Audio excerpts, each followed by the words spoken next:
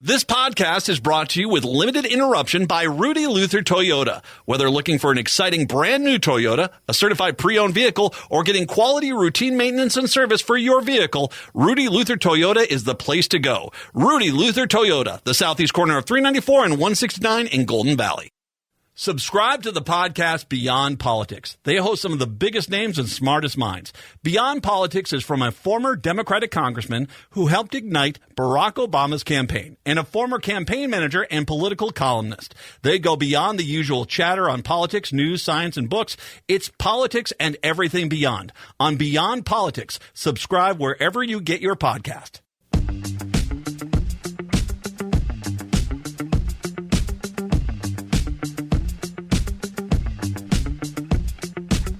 Broadcasting live on AM 950, the Progressive Voice of Minnesota, and in the evenings on WCPT 820, Chicago's Progressive Talk. It is the Matt McNeil Show for a Tuesday. Good to have you with us today. 952-946-6205, 952-946-6205. Max Nesterak from the Minnesota Reformer going to be joining us next hour. Patrick, how are you today?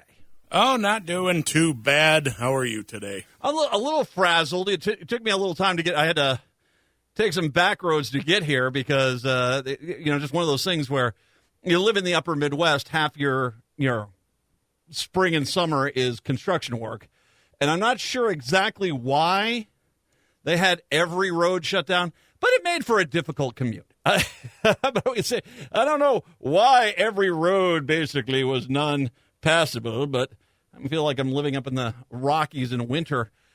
Needless to say, I did get here, and all my best to those road crew guys out there working because, good for you. You're out there. I appreciate you keeping these roads going. 952-946-6205. 952-946-6205 is the phone number. We're having, it's an interesting day because Republicans are trying to find some way to be really happy without losing every talking point they've got. Because in case you missed it a little bit earlier today, a jury in Wilmington, Delaware, found Hunter Biden guilty of 3 felony counts of lying on a federal firearms application in 2018, a grievous blow to the Biden family as the fathers enter the final months of his reelection campaign. Is it really? I don't know. That's a grievous blow to Biden. Once again, New York Times showing its sudden love of conservatism. Biden said, and in 54, this is the Hunter Biden saying this, he said in a statement that he was disappointed by the verdict, but he was grateful for the love and support of his family and friends. He could face up to 25 years in prison, but first-time offenders who did not use their weapons to commit a violent crime typically receive no jail time. No sentencing date was set. The verdicts brought an end to an extraordinary trial that made painful public Mr. Biden's crack addiction, reckless behavior, and ruinous spending, narrated by 3 former romantic partners, including the widow of his brother, Beau Biden. The president, in reaction, in a statement, said he and the First Lady, Jill Biden, were proud to see their son to be so strong and resilient in recovery from his addiction. Jill and I will always be there for Hunter and the rest of our family with our love and support. He added, nothing will ever change that. The judge in the case, Mary Ellen Noriega, said sentencing would typically be about 120 days after the verdict. That's early October or about a month before the election. Although the maximum possible sentence Mr. Biden faces is more than 2 decades behind bars and $750,000 in fines. Federal guidelines call for a fraction of that penalty. David Weiss, the special counsel, said the government would not seek to sentence more severe than for any other person convicted of such a case. So and once again, pretty much that means no jail time and a penalty. So. And yeah. Mr. Biden stood with his arms crossed, grimly surveying the jury as the verdict was read. Although some members of his family were unable to get into the courtroom at the time to hear it, Mr. Biden held the First Lady's hand as he left the courthouse and did not speak to reporters. Recovery is possible, but the grace of God, and I am blessed to experience that gift one day at a time. Mr. Biden, who has said he's been sober since mid-2019, said in a statement, no pardons coming, though. President Biden said he would not pardon his son, adding on Tuesday that he will continue to respect the judicial process as Hunter considers an appeal. The president kept his distance from the trial and was out of office on October 12, 2018, when Hunter Biden said he was drug-free on the background check, an assertion that prosecutors used attacking Hunter Biden's own words. So I thought this was, it was pretty open and shut case on this. Hey, I'm consistent. I don't think Hunter Biden should run for office. There you go. Republicans are having a really hard time with this. Now, reminder, the entire narrative is the Biden Department of Justice is biased. It's a two-tiered system. No Democrat ever is held accountable while all he does is persecute Republicans. And here is his own son getting found guilty and them standing by the charges. House Speaker Johnson told CNN that Hunter Biden's conviction on federal gun charges doesn't undercut the GOP's narrative there is a two-tiered justice system designed to hurt Republicans. Okay. It doesn't, the Louisiana Republican told CNN's Manu Raju on Tuesday. Every case is different, and clearly the evidence was overwhelming here. I don't think that that's the case in the Trump trials. Well, no, it was pretty overwhelming. You're upset about 3 felony convictions for Hunter Biden. He's still 31 less than Donald Trump. And all the charges that have been brought against him have been obviously brought for political purposes. Well, not really. No, it's fraud. Are you saying that and once again, it's this whole argument that if you're a Republican, that you cannot if a Democrat is president of the United States and you are a Republican and you commit a crime, they can't possibly hold you accountable for that crime because reasons. It will be biased. It will be contradictory to the truth. It will, that is what their argument is. It's garbage argument, but that is what their argument is. And the truth is, most of the Republican voters think the same way. I mean, I'm going to talk coming up here in the 4 o'clock hour of the latest Minnesota poll and how many Republicans in the state feel as if Donald Trump got a bad trial solely because it was in New York. That somehow, some way, that a trial in New York is just by nature fraudulent, which goes back to something I have said multiple times, which is that you need to, for Republicans, they need to have you tried in the most conservative court, in the most conservative county, in the most conservative state, and then and only then would it be legit. But the reality is even if they were found guilty at that point, they'd say it's a fraudulent system. All the charges against Trump have been brought against him, been obviously brought for political purposes. Hunter Biden is a separate incident. Johnson said he believed the guilty verdict was appropriate. Well, I mean, okay, so wait a second. Your argument is that somehow he is not political there, but yet, Joe Biden, Joe Biden somehow sacrifices. And by the way, this is what you're going to come across as you get home today, as you head home from work. You are, if it's the evening in Chicago, you're going to hit your social media and you're going to come across an insane litany of frantic flailing by Republicans to try to find some way to keep their narratives alive while Joe Biden's Justice Department prosecuted successfully his own son and held him accountable. They have said, I have so far today heard that Joe Biden intentionally found his son guilty just so it could ruin the argument that the Justice Department was biased. Which, if that's your argument, you just made the argument that clearly the Justice Department's not biased because it held Joe Biden's son accountable. I don't think these guys listen to what comes out of their mouth when they say it. I don't think that they listen to that. I have heard that this is, that Hunter Biden got on Joe's bad side, and look how evil he is. He's throwing his own son under the bus because Hunter was going to talk about Burisma. All right. Once again, still trying to make that happen. I've seen 3 guys put that one out. That this is actually payback that Joe Biden has turned on his own son as payback because, Hunter is trying to get to a Republican and be able to tell the truth about Burisma. Once again, the entire that entire scandal was proven to be made up by a Russian plant who himself was saying, I took talking points straight from the Kremlin and fed it right to Republicans because it's what they wanted to hear. And yeah, they have this bad tendency of basically feeling as if that they can just make this up. I also saw one guy sort of say, "Oh, watch this, watch what happens. You're going to get Hunter Biden. You better be careful. I hope they put a guard on him, make sure he's safe."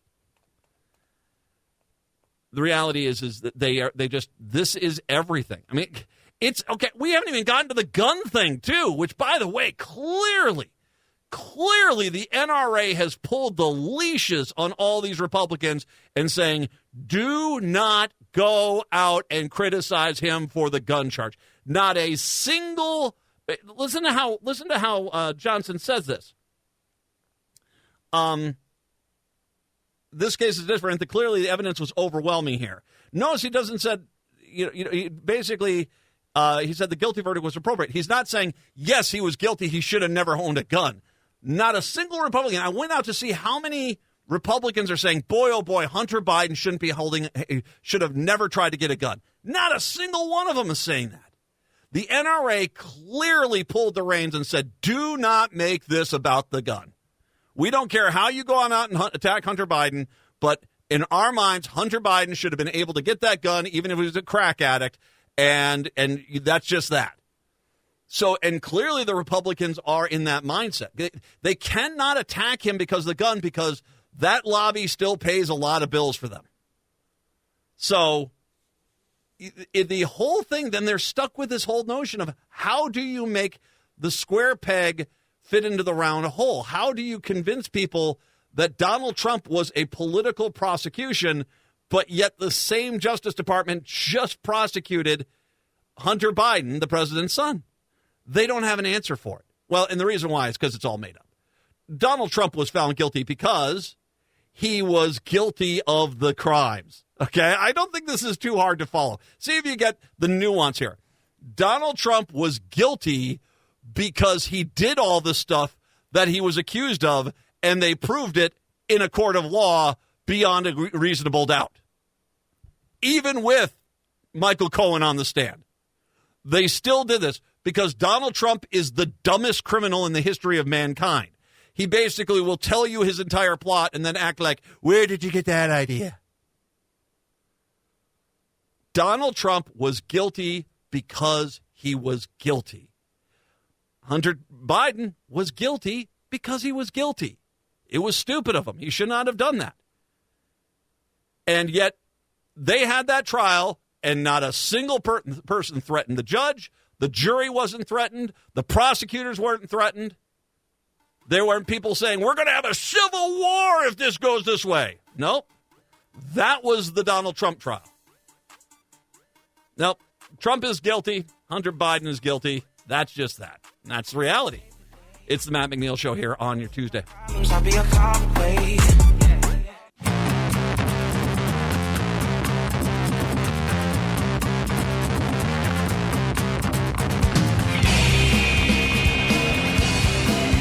It's the Matt McNeil Show here on your Tuesday, 952-946-6205, 952-946-6205.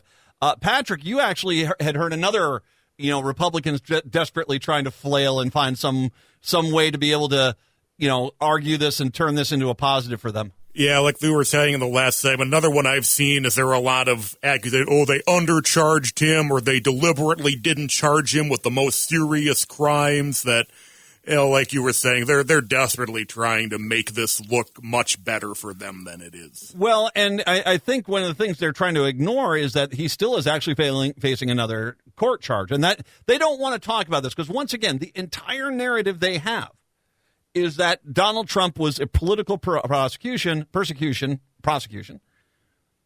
and that somehow, some way, Hunter Biden being held accountable is irrelevant. I mean, that how dare you think that the Department of Justice underneath a president, getting a felony conviction against the president's son somehow shows he's basically realizes he's above the law. I mean, it's just a dumb argument. And like I said, this is imploding in for them. And reminder, they did this themselves. Remember when they basically threw out the plea deal that he had? And they basically said, we're going to have to go with this. Republicans were so happy. Now we're going to get justice. They didn't have the foresight to be able to say, well, if Donald Trump was ever found guilty in the New York case, and your whole argument was going to be it was bias against him, well, this really undercuts that whole thing. The Delaware case brought to you by the special counsel Weiss was largely regarded as the less serious of the two federal indictments. He does face a serious tax charges in Los Angeles stemming from his failure to pay the government during a years-long crack, alcohol, and spending binge. The trial is scheduled to start in September. So basically, it's tax fraud. Once again, the sentencing guidelines for this, generally he'll probably be getting probation on the gun charge, probably a fine, probation. The tax charge, once again, this is a tax charge. It's with circumstances. My guess is same thing. Probation, he pays it back with interest, a penalty to go along with it, probation for another 2 years, and we're done. It does bring up an interesting point. I was talking to someone up today about what has changed about the Republicans and how they have changed. And one of the things that I found to be very interesting about how the Republicans and the way they are is that there used to be a litany of bullet point things that they had gotten. I mean, this is really, if you look at how they've evolved since Reagan, Newt Gingrich gets into power, they start weeding out all the moderates. They're telling them they're not allowed anymore. They keep moving the party further and further to the right. You basically get a situation where you have to be on board with all things Republican. There is one policy. You can never go against that.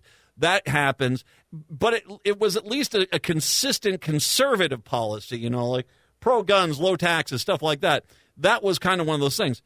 Now we've evolved even further to where Republicans, they don't even have a platform.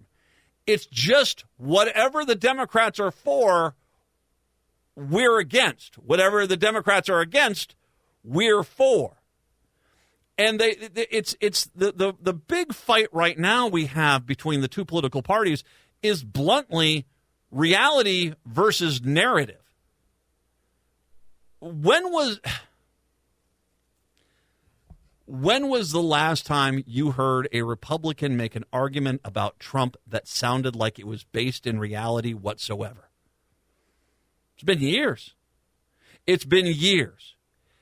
He's just an innocent little boy that he had the greatest presidency in the history of mankind. He stopped all immigration. The economy was the best in the history of mankind. Oh, every world leader thought he was so pretty. Oh, they all wanted to date him. Oh, all of them wanted to date him and wanted to kiss him. They wanted to be their BFF. Oh, my God. Everybody loved him. The world was pretty. There was never any problems. Everything was great. No, it wasn't. It was pretty much the complete opposite of that. I mean, he was so bad at his job that when racists attacked people in Charlottesville, he couldn't even just say, hey, you know what? There's good people on the one side that got attacked. The other side, obviously bad people. Nope, he couldn't do that. He had to say, good people on both sides. He couldn't do the basic. Go visit a military cemetery and show support for the fallen heroes of this country. He called the World War I veterans losers. He couldn't even do it, but yet the narrative that they push forward is this, the modern day FDR, and he wasn't. He was horrible. He was bad. And at the same time, he was grabbing as much money from foreign countries as possible. Everything Donald Trump did was atrocious. Everything he did was atrocious. And yet Republicans today keep thinking, no matter what the problem is, oh, he had sex with a porn star. Well, it's either, well, who didn't want to have sex with a porn star? Yeah, that's just a made-up lie. There is no reality to them anymore. It's all narrative. And that's why this whole Hunter Biden thing is very interesting to watch, because they don't quite know what to do with it. They don't quite know what to do with it at all. Hey, let me give you an example of this. Marjorie Taylor Greene. Yeah, her. Ugh. She apparently threatened James Comer. When he urged her to apologize to Jasmine Crockett over the two women viral screaming match in the House chamber last month. Multiple Republicans have revealed that indeed did happen. The Georgia Republican, pardon me a quick second here, the Georgia Republican told Comer her people would not tolerate any effort to silence her, which multiple witnesses said was a reference to the looming threat of Green's MAGA base, according to the report. They're all over her, but they still fear her, one Republican lawmaker reportedly said. She has an incredible audience and fundraising mechanism and could turn that against you. This is just one encounter multiple Republican lawmakers shared with CNN in their extensive report on Green's mounting campaign against her own party and the fears of such campaign spurs. She's not part of any group. She's kind of an island unto herself. This is the modern Republican. It's not, there is no method to the madness. There is nothing. There is nothing there. She is only there for the howler monkey social media accounts that think that she's the best. It is self-validation, gratification, self-promotion. That's all it is. That's all Marjorie Taylor Greene is. And to prove it, she's going even against her own party because they dare question whether or not a woman who is so wildly out of line should be forced to apologize. But yet the same woman, when anyone basically walks in front of her, she doesn't give her a smile, they need to be censored. This party is lost. The Republican Party is officially lost at this point. And they have nowhere to go, and they have no one to blame for this mess but themselves. It's truth versus make-believe. I'm on the side of truth. That's the left in this country. I have no tolerance for the right anymore. It's the Matt McNeil Show.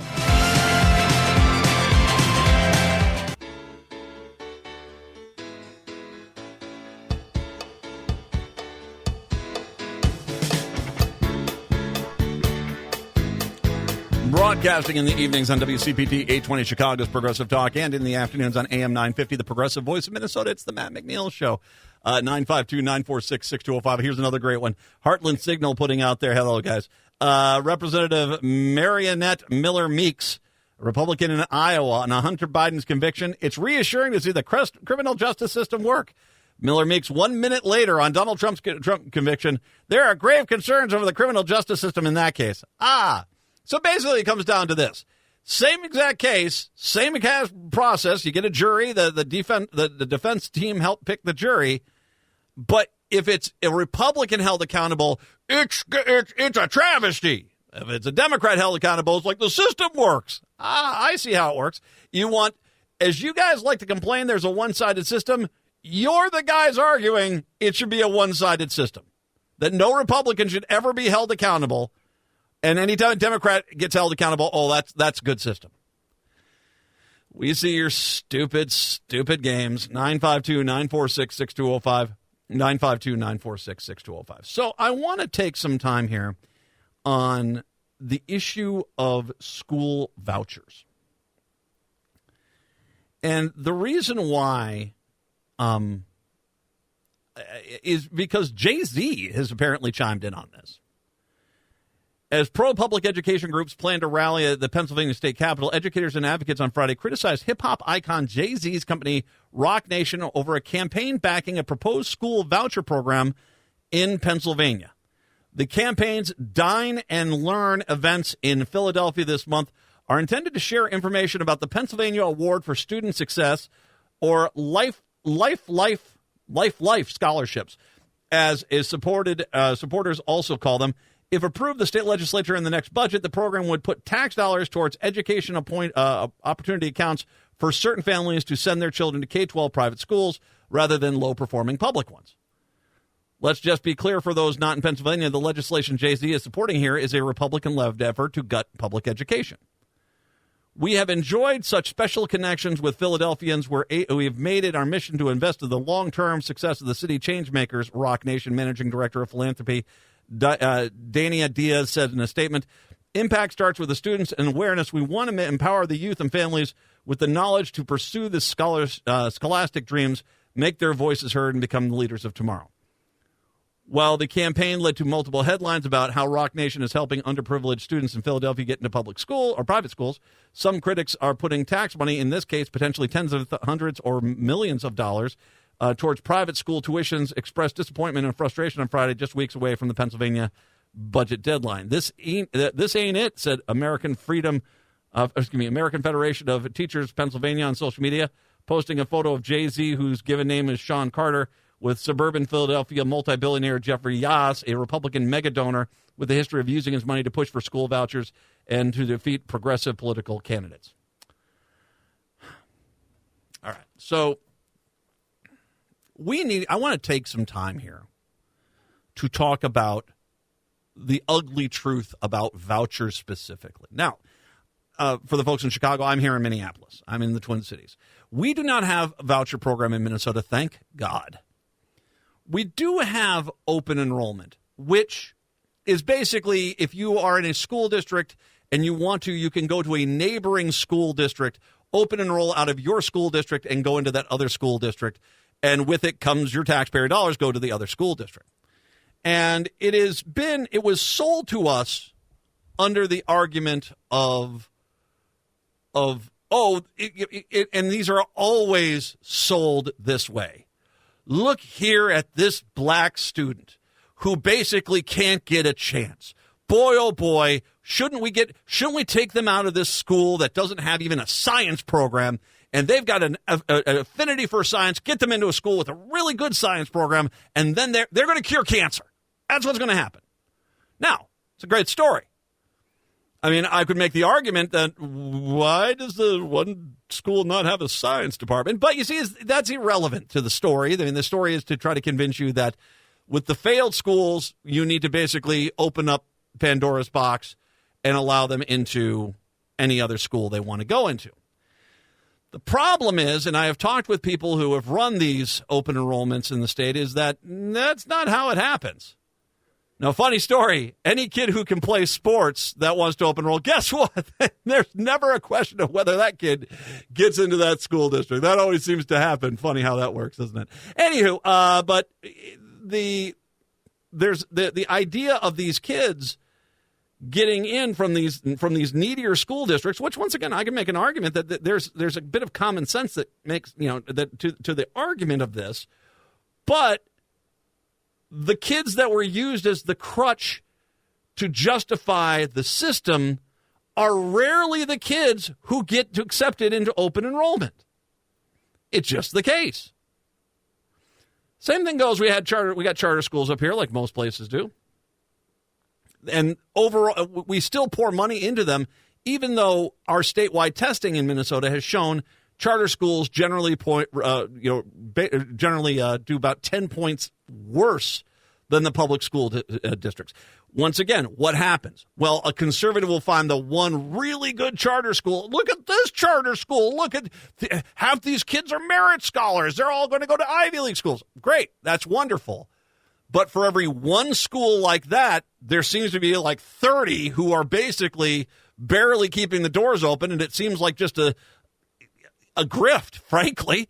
It seems like a grift to take taxpayer dollars and jam them into someone's pocket and then say, oh, guess we're done. So there is a lot of, and both of these things, open enrollment or the charter schools that I've run into in Minnesota, the goal here is to undermine the public trust in the public school system. Now, I'm not sure exactly how things work in Illinois or Indiana or Wisconsin per se, but the school funding in Minnesota has got some big issues because this is one of those great unifying topics. The inner city schools and then the rural schools are screwed, while the wealthy, predominantly white suburban schools thrive in the current funding model. The common sense approach would be to revisit the funding model and make sure everyone has an equal footing. But of course, what happens is the wealthy white suburban schools, their parents don't want to change the system. That system, they love the system. They've got 15 different robotics teams. They've got 5 nationally recognized math students. They've got they do all these things. They have a trophy case jam-packed with academic and athletic victories across the board. They don't want to give that up. And so until someone has some courage and some guts and says, well, for the betterment of both inner city schools and rural schools, we need to fix this funding issue, the thing is not going to get solved. But we shouldn't have a situation. It blows my mind. We have school districts, public school districts, where there's not any advanced programming. There's not any advanced education. There's not any of this stuff because it's been cut. And we got rid of civics, and we get rid of music, and we get rid of arts, and we get rid of all these things. Cut. And then you tell me a business where they go into the business. Say it's a place that makes hamburgers. You tell me a business where you go in there and say, hey, great, you made a good hamburger. Okay, great. What we're going to do is we're going to cut your budget in half. You're going to get paid half as much. We're going to take away half the toppings that you have for your hamburger. Your grill, we're going to take your good grill and give you a bad grill. It doesn't work half the time. We're not going to give you the good beef anymore. We're going to give you the cruddy beef. We don't want to tell you where it comes from. You're not going to get buns, and basically you're not going to have a spatula. And now you have to do it better. No one does that. That's a physical impossibility. You cannot do something better after you cut the budget. But yet that's what the constant problem is. You cut the budgets of these school districts, and then you demand that they somehow produce a better quality scholar. It just doesn't work that way. You have to make the investment into the schools. So whether it's a voucher program or charter schools siphoning off money or vouchers, these systems that we have in place have been purging public education.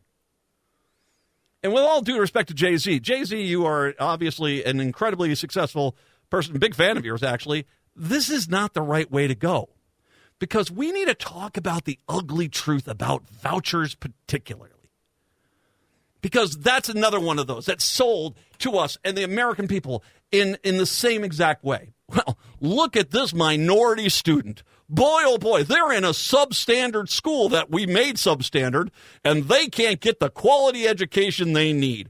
Wouldn't it be great if that kid was able to go to a private school and get the top-notch education? Well, we can do this with a voucher. And the argument is always the same thing. We're going to take these needy kids from the inner city or from rural parts of the state and get them an opportunity for a top-notch private school education at taxpayers' expense. All right.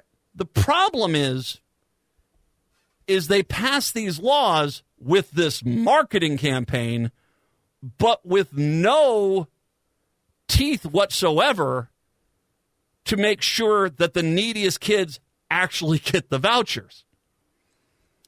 Before 2022, many private school voucher programs were sold to the public as an opportunity for low-income students to escape public schools. Voucher programs often limited participation to families with low incomes, and so also generally required children to previously have attended public schools. This is no longer the case, though. Many states now operate universal voucher programs that allow virtually every student in the state, regardless of their family's income, whether their local public school is high-performing, whether they have only attended private school, or other factors, to get taxpayer-funded vouchers to pay for tuition at private school. As a result, most recipients of private school vouchers in universal programs are wealthy families whose children never once attended a public school in the first place.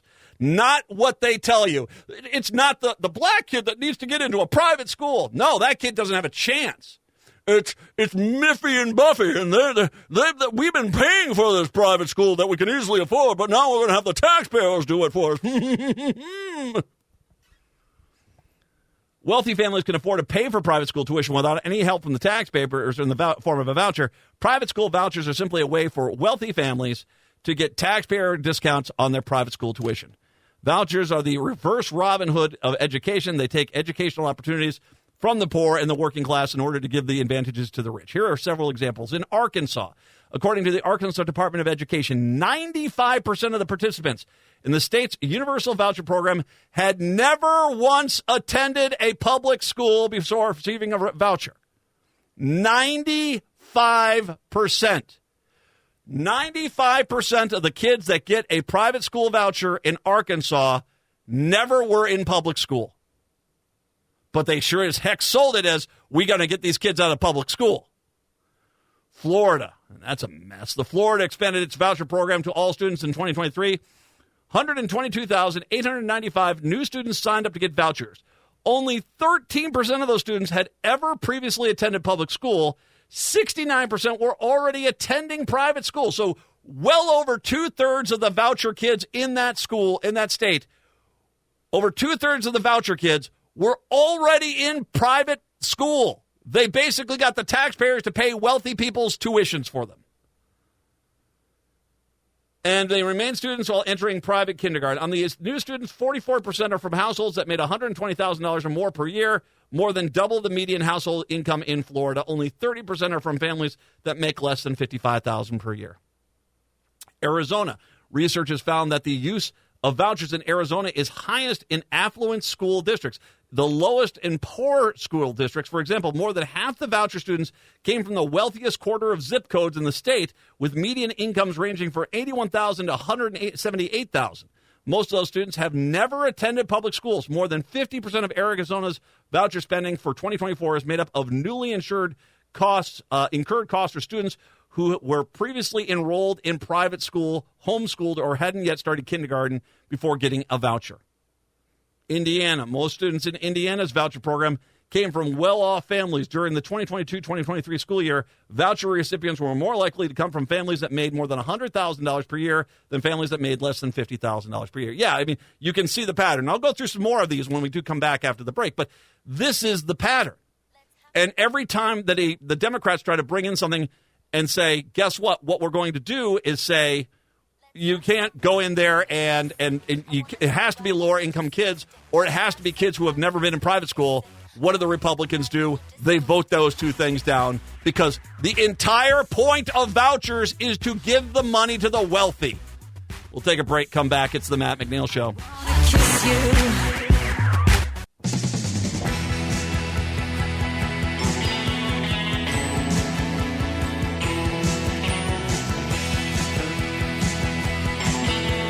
It's the Matt McNeil Show once again here on your Tuesday. Good to have you with us. 952-946-6205, 952-946-6205. Ohio. Since Ohio expanded its voucher program to wealthy families as well. And by the way, how insane is that even argument? Well, the people that can afford private school, well, we're going to basically make sure the taxpayers cover that money. You cannot make an education system better by taking a substantial amount of the money for the education system, giving it to people who never used the public education system, had never had any interest in using the public education system, and basically giving it to private schools. All you have done is taken money away from the public school district. And once again, I'm going to reiterate, you tell me anyone who has had their budget cut dramatically, who has been able to do their job better after those budget cuts. No, it doesn't happen. And so you're basically writing up the voucher programs. All they do is destroy the public school system, while wealthy people get the poor people to pay their taxes to them. And they get their little Susie and Bobby, they're going to go to private school because they're going to be managing you people eventually someday. I mean, this is just, you got to be honest. And once again, Jay-Z, with all due respect, what the hell, man? It's not like this is not out there. We see this, and Republicans basically think this is a great system. The same Republicans who, when it came down to it, We're sitting there in their Congresses and their Senates and their Houses or the Assemblies or whatever they had and sitting and saying, this is going to be able to help out so many lower income kids. They never had any intention of helping out the lower income kids. This was a cash grab from the taxpayers to help wealthy SOBs pay for their kids' private education. Since Ohio expanded its voucher program to wealthy families, the percentage of low-income students using vouchers in Cleveland fell from 35% to 7%. Now, most Ohio voucher students do not attend public schools before they took a voucher. The percentage of voucher students statewide has already attended a private school in the year jumped from 7% in 2019 to 55% in 2023, which means the people who are administrating this program are intentionally trying to find the wealthiest people to give the vouchers to. You can't have these ratios without it being intentional. In all these states, the people that are administrating this program are intentionally going out and finding the wealthiest people to make sure they get the vouchers. Iowa. And they sure screwed up the Iowa education system. State-provided data shows about two-thirds of students receiving vouchers in Iowa's new statewide program were already attending private schools before getting taxpayer money for tuition. Only about 13% of the voucher recipients had ever previously attended a public school. And you should go back and listen to the horse crud arguments these Republicans in Iowa were making about all these kids in small town schools that are lower income that are going to private school. They knew they were going. And once again, considering the wealthy people are a small percentage of of any population, the fact that they're overwhelmingly two-thirds, 55, 66, 75% of the vouchers are going to them tells you the system is rigged to get them those vouchers. Wisconsin, 75% never attended public school that got vouchers. 75%. 3/4 of the people that get vouchers in Wisconsin are wealthy people who basically never once ever intended on going to public school. But they got the money that was intended for public school kids to go to private schools. New Hampshire leads the pack. 89% of kids in New Hampshire that get vouchers, 89%, almost 9 out of 10, never attended a public school.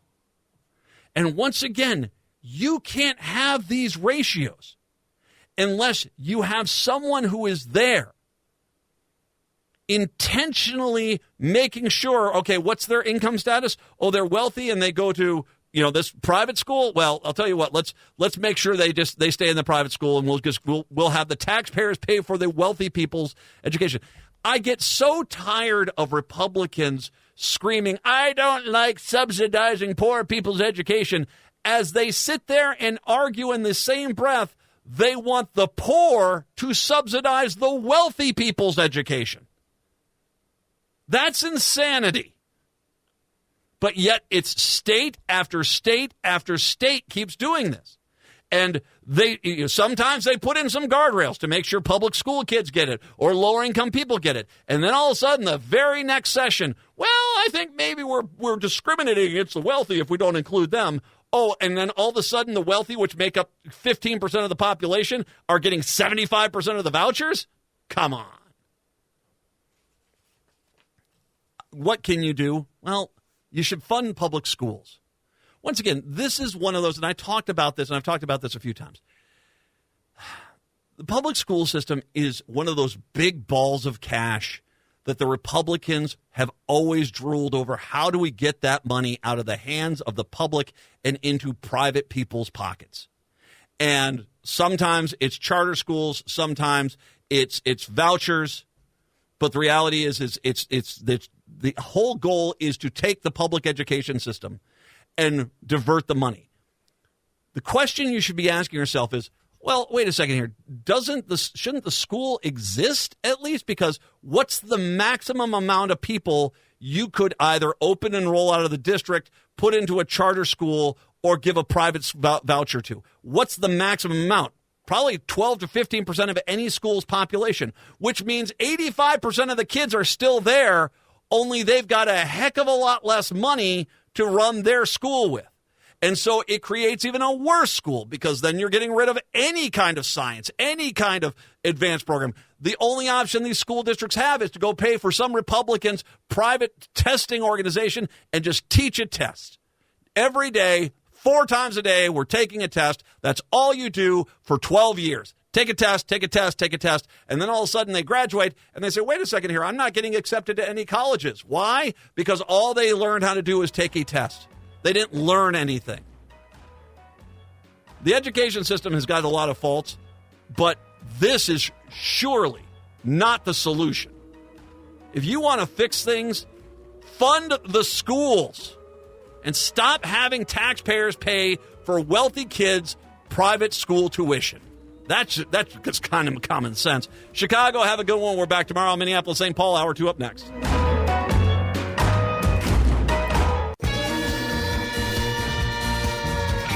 Hour number 2 of the show here on your Tuesday. Matt and Patrick and Brett is now in studio with us. Hey, Brett, how are we today? I'm doing good. How about you? All right, Matt. You and I are talking about the voucher thing. What kind of system we put it in when you've got the poorest people in the community paying for the wealthiest people to go to private school? I mean, that's just nuts. Exactly. But that's Republican education policy. And the thing which drives me crazy is how in the world do they convince all these poorer people, the middle class and lower class Republican voters, to keep voting for this stuff? Because that's what they keep. Yeah, this is great. I love paying for the wealthy people. You can't. It makes no sense. The private schools get to pick and choose whatever students they want. Yeah, sure, they'll take a few low-income students, but the majority of them are not. How about disabled students or ones with IEPs? Betting none of them are attending any private schools like that. Nope. So I would understand the argument maybe a little bit if they were forced to take every student that applied, but that's not the case. Or just lower-income students or students who have only been enrolled in a public school. Because when you got, 89 in New Hampshire, 89% of people getting private school vouchers were never in public school. Come on, man. That's just basically putting your hand right in people's pockets and taking the money right out. It was your choice not to attend the public school. There is sometimes you have to wonder about our society. A woman walking her dog from the bed of a moving pickup truck was thrown to the ground when the leash wrapped around the tree. Okay. So they're on a pickup truck. They put the gate down, I'm guessing. Because I'm guessing the dog's not like a greyhound running at full bore. At least I would hope not. So okay. You do understand the concept of exercise, of walking the dog, is that you kind of get out I guess not. So apparently, I don't know if alcohol was involved. I have some suspicions. But she was walking her dog. She put down the flatbed of the truck, got on the truck, let the dog walk, and someone drove while the dog got walked. That I can't even say that's like the poor man's version of putting the dog on the treadmill. That's just the stupid version of doing that. Well, the dog then decided, okay, the heck with you. Went around the tree and Morrison County Sheriff's Office was called at 8:08 p.m. I have some suspicions alcohol might be involved. Can't say for sure. I'm saying it's on the lack table. of brain power overall. Yes. Friday to an accident in which a 37-year-old woman fell off the back of a moving truck on Haven Road in Bell Perry Park. The woman from Little Falls was sitting on the tailgate of the moving truck holding the dog leash while the dog was walking. The sheriff said the dog's leash got wrapped around a tree, pulling the woman onto the vehicle, onto the paved trail. Onto a trail? You were driving down the trail? She was then taken to St. Gabriel's Hospital in Little Falls by a Mayo Clinic ambulance, but the extent of her injuries are not known. They have reached out to find out the health of the dog, but the police were unable to provide any information. My guess is that dog made a run for it. I just, the heck with this. This is not what I signed up for. Take me to Christy Noam. Yeah, that was the thing that I'd been trying to figure out. Where does the tree come in? Because it's not like... Because my first thought was maybe she was standing and there was a lope, like standing in the back of the truck, like even more of a kind of a dummy. And see, that's what I was picturing too. And then the leash got caught on a low branch hanging over the road in some residential neighborhood. But they're like, she was sitting. I'm like, then how did she get wrapped around a tree? It turns out the trail. I was a young kid down in Apple Valley. When I was born, I was very young. I still remember this to a point. I must have been like 2, maybe 3 years old. A neighbor had a horse. This is back when they had horses in Apple Valley. Brought the horse on over. I jumped on the horse, and because I didn't understand the concept of riding an animal, I slowly went over, and I fell off the horse. Now, I was 3. I didn't understand the concept of riding a horse. I wasn't 37 and saying, I don't want to walk the dog, but I'm lazy. I don't want to. I'm going to take the truck. Okay. I've got fantastic news for us. Fantastic news for us. Something we already know. Every year, the Institute for Quality of Life collects data across thousands of categories for its Happiest City on the Planet Index, a ranking of cities around the world based on their quality of life. The top pick this year is not us. Aarhus, Denmark. I like my breakfast like I like my women. Danish. Sorry. I do like that joke. The top city in the United States, Minneapolis, St. Paul, baby. Right. There you go. Minneapolis was not just the happiest in the country, it's the only U.S. city to get the Institute's gold status. An organization placed 37 cities among its gold cities, which the cities are the happiest locations on the planet. So once again, we got gold status. We're one of the happiest cities in the world. No, the United States never gets up into this list. And yet, here we are. The organization technically doesn't rank the first 37, but if you actually do the thing, you kind of, do the numbers here. Minneapolis is the 18th happiest city on the planet. The entire planet? The entire planet. And and you're right. Usually we're bottom 100 if you're ranking all these cities. It's everything in like Scandinavia. This is against the Scandos, man. Who got they got the health care and clean air and quality of life and good food and pretty. I've seen the Scandinavian women. They're mildly attractive. I'm just going to say it. I mean, someone has to. Like my Danish. Anyway, but those usually dominate the list. You throw a few Ireland in there. Maybe 1 or 2 Belgiums, and maybe a Germany shows up. The United States, Canada always gets 1 or 2 up there. Vancouver's always a winner for that. Mm-hmm. But no, here we are, the 18th happiest city on the entire freaking planet. Just one of 4 cities that ranked in the top 100 from the United States. That's what I was just going to ask Nest, if we had any other cities from the United States, and I'm guessing they probably didn't come from red states. You remember the losers behind us, you mean? Yeah. We'll get to them in a second. The ranking was created by the basis of thousands of indicators developed by researchers that directly rate the quality of life for the sense of happiness of each city's residents. The Institute says describe, and by the way, that means all you angry, losing Republicans who scream how much you hate the city, you're in the minority. You're not like this. You can leave. We don't want you here. We're happy, man. Importantly, we do not analyze the happiness of an imaginary individual in every location of the world, but people actually living in these cities. Bing! The indicators were centered around 5 primary categories, which includes citizens, which got a lot of different things in there, government, economy, environment, and mobility. Those are the given scores based on data and interviews with people who live in each city. Minneapolis got high marks for having plenty of outdoor space inside the city, including 180 highly praised parks, 55 miles of biking and walking paths, 22 lakes, 12 gardens, among other factors. 12 gardens? Really? Wow, I didn't know we had that many. The city also received solid marks on mobility due to the accessibility of buses and light rail. The study also notes it's relatively affordable to live for a larger U.S. city, which is actually it is. San Francisco, man. Yeah, compared to many others on the coasts, yes. Elsewhere in the primary categories, Minneapolis ranked low among the golden cities in the environmental category, but among the highest in terms of economy and the happiness of citizens. Take that, seasonal depression. That's off there. The story here.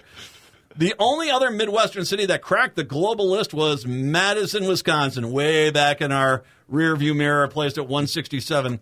Here's the ranking of the other U.S. cities in the index. Boston was at 38. That's the second best U.S. city, but they're 20 behind us. Baltimore. I've actually heard from people that think Baltimore is really getting really cool. So Baltimore, 57. D.C., 85. San Francisco, 114. They had to get gigged on the price of living there. Salt Lake City, 145. That surprised me because Salt Lake City is apparently lovely. I've heard from multiple people they like it out there. Madison at 167. Pittsburgh, Pennsylvania, 190. Rochester, New York at 214. Portland, Oregon at 237. Who doesn't love voodoo donuts? So, here we are. 18th. We're up with their Scando. All you Scandinavian heritage people, all the list, we're up with them now. We finally did it. Yay! Reach for comment. The Republicans in the state said, "That's not his ghost town. Everyone hates it here." Anyway, but tell me I'm going to post this story, and you know what I'm going to have by tomorrow morning? I'm going to have a lot of that, man, because they're sad and angry and pathetic. Total people. Troll magnet. Yeah, you're going to get a bunch of comments saying, "No, it's not." Or whatever. Just go away. Go away. I hear Florida's got low taxes. Oh, yeah, they do. Oh, God, it's going to be such a hoot when the hurricane hits. But you'll have a good time. No, Minneapolis, if you don't like, okay, first of all, and I've said this before, I'm going to say this again. If you really are that unhappy here, why are you here? Why are you here? Just go. Be happy elsewhere. That's all you need to do. Go find your happy place. You'll be happier. We'll be happier. It's how it works. We got one trip around on this spinning rock. I'm not going to spend it any place I don't want to be. I want to be in Minneapolis because this town kicks butt. I love it here, man. Or you could just merge with South Dakota like that one guy wanted to do if you're not in the Twin Cities. Oh, do you see over there? By the way, if you do merge with South Dakota, all your groceries are about to get taxed. So, yeah, there you got that there. Go for that. We won't miss you. You have a good time. We're in the 18th happiest city in the planet, man. We do not have our usual Patrick Coolican. That means we hit the bullpen. Max Nesterak comes into pitch, correct? I think he's better than the Twins bullpen as well. I'll definitely take him. Yeah, I'm not going to argue with that right now. What are you and Max touching on today? Yes, we're mainly talking labor issues today, including the new Minneapolis Police Union contract, which the City Council still has yet to vote on. Also going to be talking about Amy Klobuchar and Tina Smith's letter to Amazon as they're upset about them mistreating a lot of their drivers and calling them not employees when essentially they are. And we will also be talking about a strike with some nursing home workers around the area. So lots to get to in the interview with Max coming up. Max Nesterak from Minnesota Reformer with Brett right here on AM 950. AM 950, the progressive voice of Minnesota. Brett Johnson with you here on a Tuesday afternoon. Well, usually on Tuesdays, we are joined by Patrick Coolican, who, of course, is the editor-in-chief of the Minnesota Reformer, but he's out of town this week, so instead, we're going to be joined by Max Nesterak. He is the deputy editor of the Minnesota Reformer, who also reports on labor and housing issues, as we're going to be chatting about some labor stories that he's been working on for the past few days, because a few of these have maybe flown under the radar, but could have an impact on some policy and the news cycle here in Minnesota today. So we're going to be chatting about that. And again, make sure you follow Minnesota Reformer over at minnesotareformer.com for the best in Minnesota news and politics. Max, thanks so much for coming back on the show today. Yeah, thanks for having me on, Brett. Absolutely. So I want to start off talking about the DFL State Convention, which recently occurred, because one issue propped up during that convention that has typically divided two DFL constituencies. That would be labor and the environment. Now, environmental activists wanted the DFL to hold hearings on Prove It First legislation, which would block copper-nickel mining in Minnesota until there's independent scientific proof that a similar mine has operated elsewhere in the country for at least 10 years and has been closed for at least 10 years without polluting. A compromise was eventually reached instead, where the DFL will push to hold legislative hearings on copper-nickel mining in general, which is something that has not happened in more than a decade. So I want to talk about both perspectives, and let's start off talking about the labor union, because Joel Smith, who is the president of LIUNA, Minnesota and North Dakota's chapter, mentioned that the legislation circumvents the comprehensive environmental review process. And I want you to elaborate a little bit more about what this process entails and why the unions are largely seeing the process as, well, pretty much being set right now and not really needing any changes when it comes to copper-nickel mines. Yeah, so, like you said, this issue of copper-nickel mining, especially with the prospective mines near the Boundary Waters Canoe Area Wilderness, has really divided Democrats, those who support union and the union jobs that it could bring, and those who say the risk is just too great. And so LIUNA, which represents laborers, it's the laborers union and construction workers who would be, ostensibly working in some of these mines or on them or around them, say, we can do this, we can do it safely, we need to mine these metals to fuel our transition to a green economy, because copper, nickel, and other metals that we can mine here will go into solar panels and car batteries and wind turbines. And so they say it's just too big of an opportunity for Minnesota to pass on. And so at issue here is whether the DFL will hold hearings on this Prove It First legislation. And so the change of the state party was pretty it was a small detail. So at the state convention they're, deciding what the state policy or policy agenda is going to be. And so environmentalists wanted the party to agree that we're going to hold hearings on the Prove It First legislation, like you said, which, is this high standard of proving that you can do this without any contamination for 20 years. The laborers and other labor unions got that tweak to say the legislature will hold hearings on copper and nickel mining in general.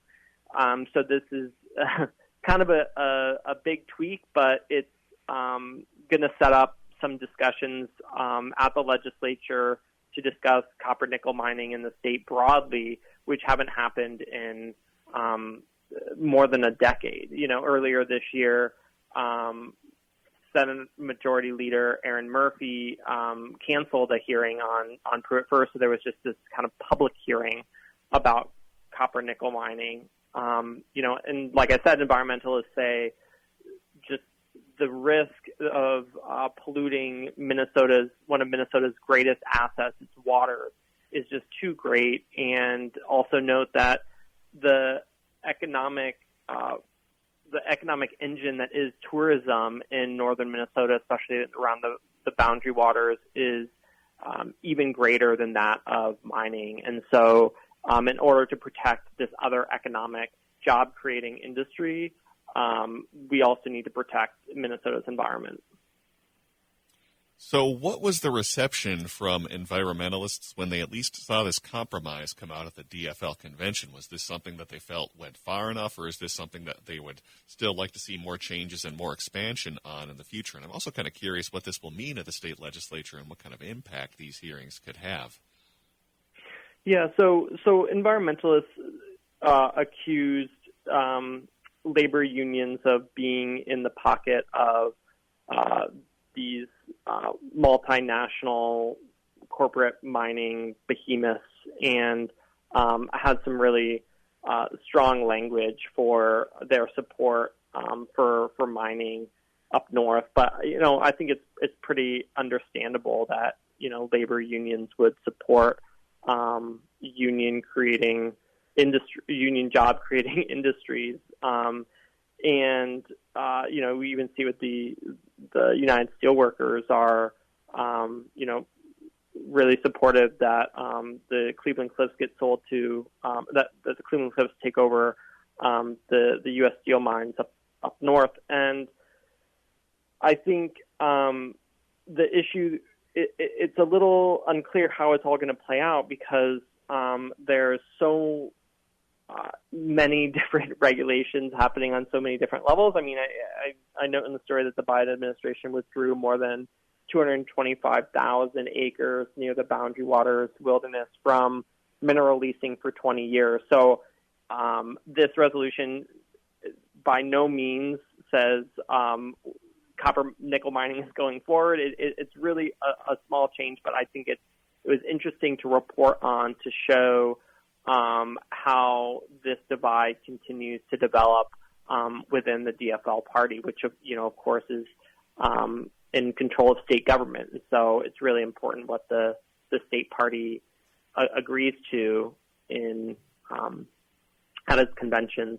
And I'll just note that, there are even environmentalists are divided over the Prove It First legislation. Some people say, some environmentalists say, that, okay, this is a good standard. Like, if you can show that there's no pollution, then we can move forward with it. And there's others, environmentalists who say, no, we just simply cannot mine at all near the boundary waters and the watersheds, because it's just too great a risk of polluting, one of Minnesota's greatest assets.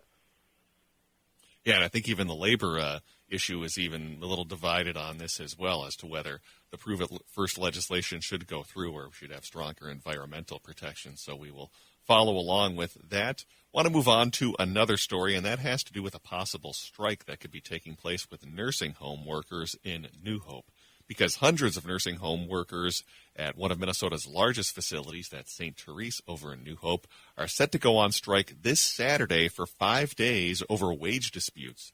This comes after hundreds of other nursing home workers throughout the Twin Cities walked off for about 24 hours in March. And since that time, 11 other facilities in the Twin Cities have settled contracts with workers, oftentimes winning double-digit wage increases. So let's get a little background on this. Can you provide an overview of the situation at St. Therese and the main reason why these nearly 200 nursing home workers have decided to go on strike this weekend?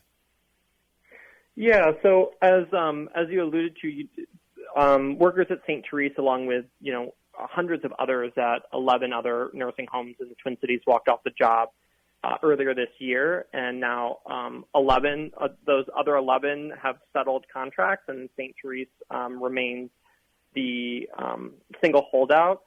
And like most union negotiations, this comes down to economics. The nursing home has given workers a temporary bonus, per hour bonus that they want to have, that the union wants to have solidified in the contract. But St. Therese is not agreeing to that, while still making verbal assurances that this pay bump will continue.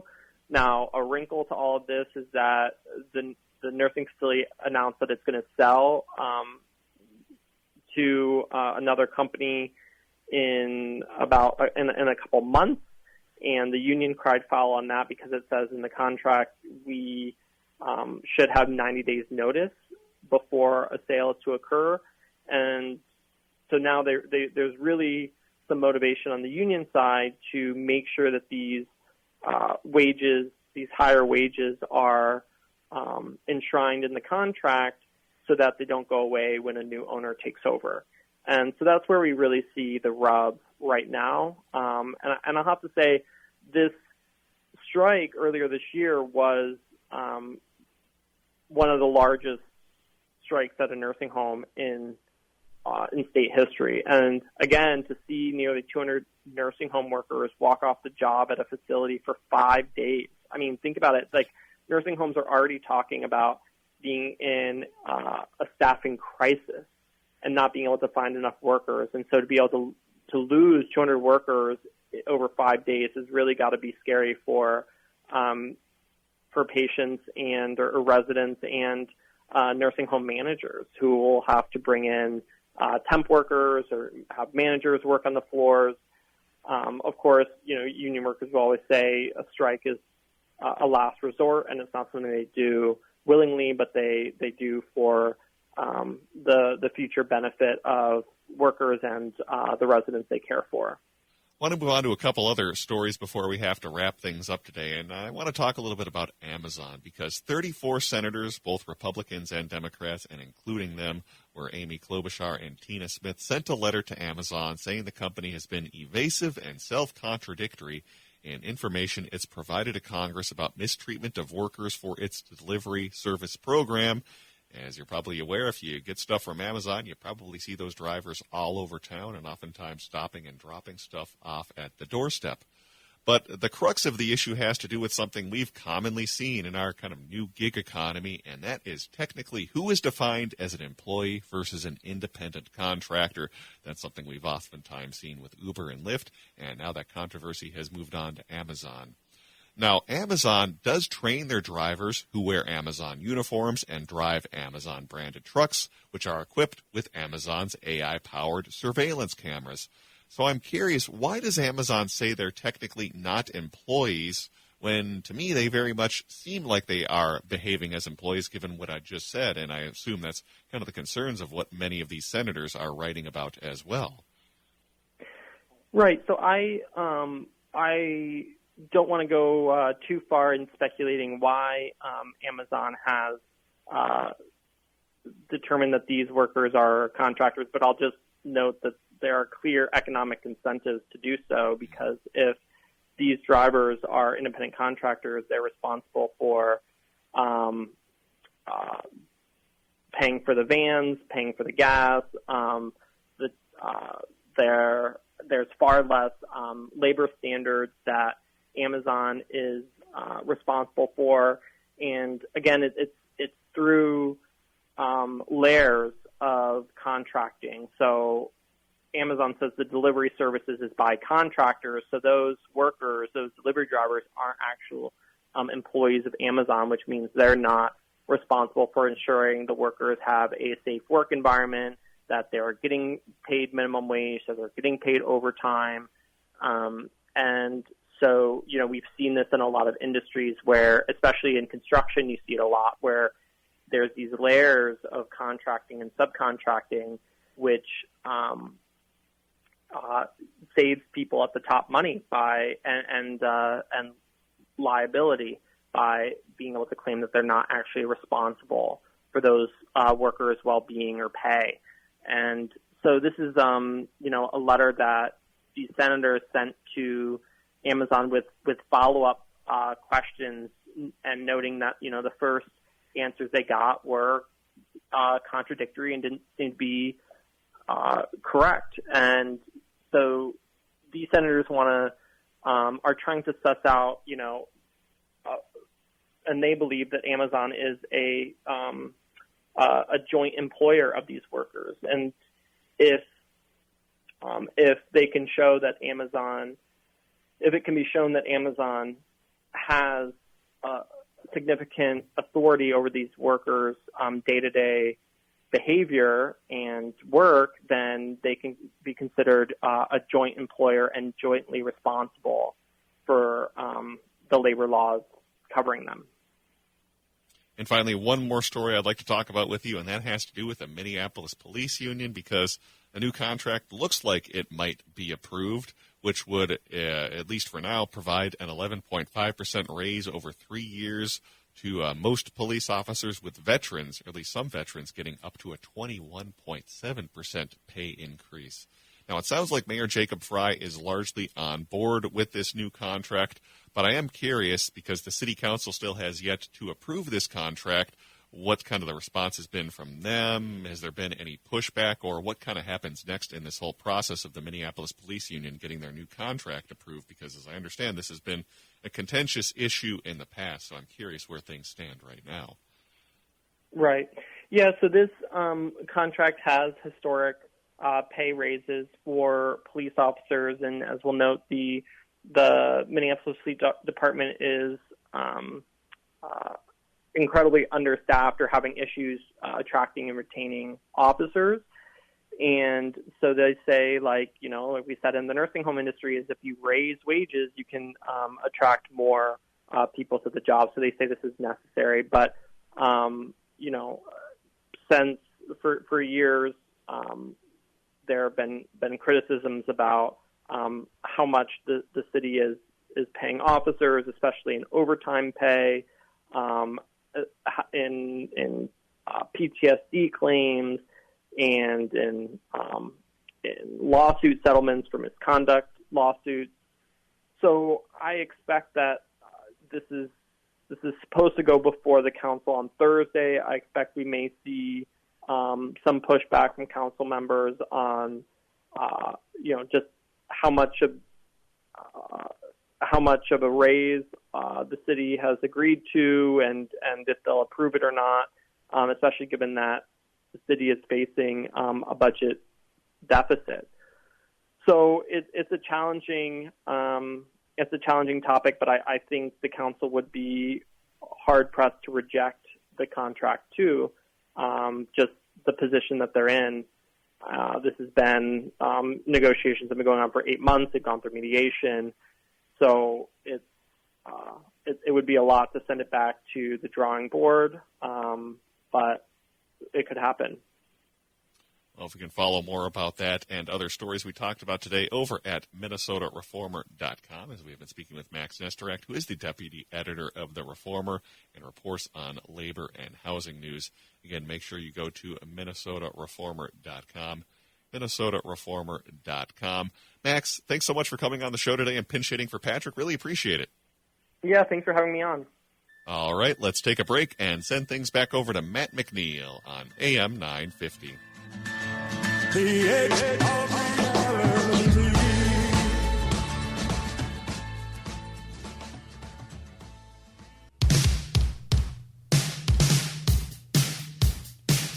AM 950, the progressive voice of Minnesota. It's the Matt McNeil Show. By the way, multiple people saying, well, there was now when I came down on 169 at the Crosstown, I could have sworn there was a loader, like a steam shovel out there, was tearing it up, and I'm like, did they? The traffic reporter in me returned. I said, did they have what they refer to as the road blow, where things warm up and the concrete blasts apart? Is that what had happened? That's what I thought. Multiple people did say, no, that ramp was closed down because of the procession for the police officer that was killed in Minneapolis.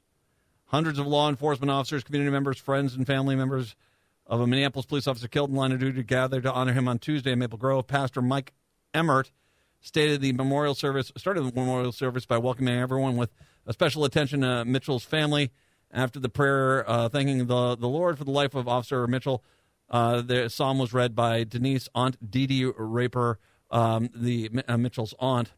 Mayor Fry spoke next and remembered Mitchell rescuing an elderly couple from a house fire on his third day with the MPD. He spoke about the officer's kindness and how interactions with him had a positive influence in the community, demonstrating unmatched bravery and service. He was the epitome of a public servant and a public officer, and we were so lucky to have him. We will never forget the sacrifice you made. You lived a hero. You died a hero, and you'll remember it as a hero for our city forever. Minneapolis Police Chief Brian O'Hara stepped up to the speaker's podium after the mayor and said Officer Mitchell represented all that is good about the MPD and around the state and around the country. Jamal was the epitome of a guardian. He noted Mitchell's commitment to the job and touted it as an example for the entire department. O'Hara announced Mitchell had been awarded two of the highest honors for Minneapolis officers, posthumously the Medal of Honor and a Purple Heart. You never know if that goodbye from home will be your last, but we do know there's been far too many of these memorial services lately. O'Hara said, to protect with courage, to serve with compassion. Jamal was the epitome of being courageous and compassionate in his profession. There are not words to explain the emotions that exist when you find out that fallen officer was somebody who you consider a brother, said Mitchell's friend, Officer Luke Weatherspoon. As he spoke about Jamal Mitchell, he knew and loved. He shared a story from the time at a pool when Mitchell jumped in the water wearing a pair of prized Nikes to save a boy struggling to swim. When it came to Jamal and someone else's needed help, everything else went out the window, Witherspoon said. It's still, have they released why this individual not only killed the officer, but two other people on the scene? I'm not mistaken. We still don't know what was going on there. Guarantee the individual who murdered him did not have that gun legally. And I would like to know where that gun came from and how it got into his hands. And I think this is an important element of stopping this, because if it's like most guns that get into the inner city, they're bought out in rural Minnesota, they're driven into the city, sold out of the back of a car, And where they go from there, no one knows. So it would be very interesting for me to know where that gun started off. How did it get into the public? And how then, the question then needs to be asked, how did it get from that place to the hands of a killer?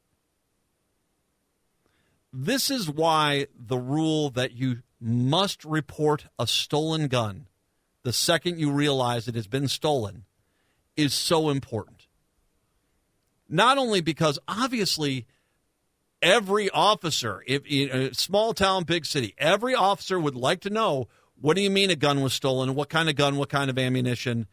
All right, so we know there's a weapon that's out there. And sharp-eyed police officers who know their weapons fairly well might even be able to say, hey, there's a guy with a weapon that got stolen. Let's see if that's the same weapon. Might be able to do that. I think that you have to have, for the police safety, there should be an instantaneous, if you know a police officer, if the weapon's been stolen, you need to let the police officer know. The reality is, too, and I'm not going to dismiss this element of this desire for this to happen. One of the reasons why I am for this 100% is because, frankly, most of the guns are coming from the same places. My guess is all of a sudden, if you had a mandatory requirement, that all of a sudden you'd notice certain patterns. That there's this one guy who lives, say Little Falls, who buys a lot of guns, and he's reporting a lot of his guns were stolen. And I think that should be that would be what we would call a tell of how these guns are getting into the hands of criminals. The conservatives want to present once again that this is like the inner city gangs are coming out and tracking down a semi truck and stopping the semi truck and stealing all the guns off the truck. No, that's not how it's happening. People are legally buying these guns, and whether they are legitimately stolen or if they're being sold and then claim they're being stolen, that's how they're getting into the cities. And if you dry up that river of guns, if you dry that river of guns up, once again, no one's saying anything about legally owned firearms. But if you stop the illegal transfer of guns and, made people aware that if you're going to buy a gun just to sell it, you're going to have to explain why 4 guns were stolen in 4 different weeks. I think that is a good thing. Because, like I said, I do want to know how that horrible murderer got that gun. I would like to know that. 952-946-6205. Let me turn to the Star Tribune's story today on the polling here. A majority of Minnesota voters think Trump's New York trial, which led to the conviction for falsifying business records to conceal a hush money payment, was a fair proceeding and that a person convicted of a felony should not be eligible for the presidency. But voters' views of the trial are starkly split along partisan lines, mirroring a deep national divide of convictions, although one of the things that the Star Tribune is, once again in there, hey, Republicans, don't feel bad. They're kind of ignoring the fact that independents clearly are not impressed with Donald Trump's guilty verdicts. The poll found 54% of voters think throughout the 5-week trial thought the 5-week trial was impartial, while 44% said Trump did not receive a fair trial. The poll's findings were based on interviews with 800 likely Minnesota voters conducted June 3rd to 5th. The poll's margin of error is plus or minus 3.5%. I would make an argument that, once again, these polls have yet to figure out how to poll Generation Z and millennials to save themselves.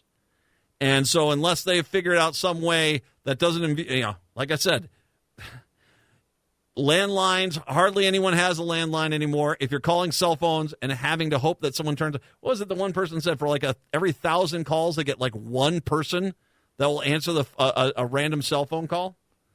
So Trump was found guilty on all 34 felony counts. Asked if someone convicted of a felony should be eligible for the presidency, 55% of respondents said no. 37% of respondents said a convicted felon should still be eligible to be president, while 8% were not sure. Nick Liguri, a 33-year-old equipment salesman who was interviewed for the poll, said electing a president with a felony conviction would taint the United States image before the rest of the world. Republicans say they're the party of law and order, but once the tides turn, they are not the party of law and order. It shows their hypocrisy. Women and voters living in Hennepin and Ramsey County were much more likely to believe the trial was fair and that someone with a felony conviction should not be eligible for presidency. A narrow majority of the independent voters as well agreed. The majority of voters living outside of Hennepin and Ramsey counties do not think the trial was fair. Once again, considering the overwhelming amount of the population lives in Hennepin and Ramsey County, well, yeah, that's a majority. David Ainley, a Republican voter who lives in Eden Prairie, said Trump was never going to get a fair trial in the heavily Democratic New York. Goes back to what I was saying last hour, is that the whole reason the trial was unfair wasn't because the trial wasn't unfair. You held it someplace where Democrats are in charge. All right, that doesn't make a lot of sense. He thinks the case was blatantly biased against the former president. Dude, that guy gave him far more leverage than he had ever given anyone else. More than 90% of Republicans poll responded agreed the trial was not fair or impartial. I think there's going to be an appeal and the whole thing will be thrown out, said Ainley, a 61-year-old IT equipment salesman. It's a very Democratic state, so how could he possibly win when it's so politically charged? So once again, the argument the Republicans say is that the Republicans can break the law, but you can't possibly hold them accountable if the president is a Democrat or they commit their crimes in a Democratic state, that you have to ship them to the most right-wing West Virginia county courthouse and have them tried there, and only there, as long as they get to dictate the laws and the rules and who the judge is, if it's as long as Eric is the judge, then it can be fair. They're not living in reality. Should mention here that 10% of Republicans, they don't agree with this. They are not big fans of this. And if 10% of the Republican Party sits this election out, this is going to go pretty badly for Donald Trump. Ainley was also one of 4 poll respondents who didn't believe Joe Biden's legitimately won the 2020 presidential election. Wow, really? Similar to the results when the same question was asked, and somebody said there's too much room for error, the current election system. By the way, 69% now, a vast majority feel as if the 2020 election was legitimate. So there's going to be always people, once again, they don't want reality. They just want their narrative validated. It's like, remember the story I had a few days ago where the one county was all upset there in what was it, in Nevada? Yeah, it was in Nevada, where they're trying to recall the county election official who's a very proud Republican, Trump Republican, but because Trump only carried the county by 82%. He got 82% of the vote in that county. Because of that, they felt as if it was fraud because they've convinced themselves that everyone's on board. And so it couldn't possibly, even though it was an overwhelming victory for Trump, it couldn't possibly be true. They're delusional nutbags, and that is just that. We'll take a break. Come on back. 952-946-6205, 952-946-6205. It's the Matt McNeil Show here on your Tuesday.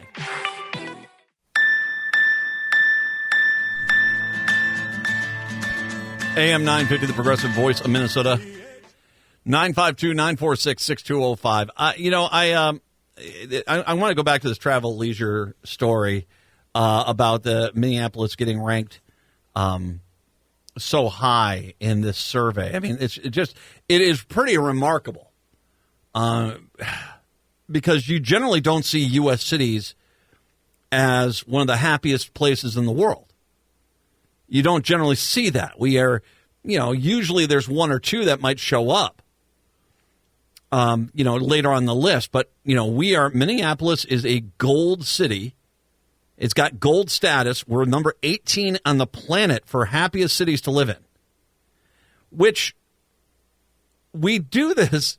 What's remarkable about this, and I kind of tongue-in-cheek joked about it a little earlier, the amount of time Republicans scream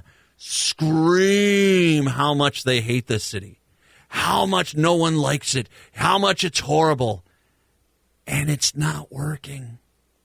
It's not working.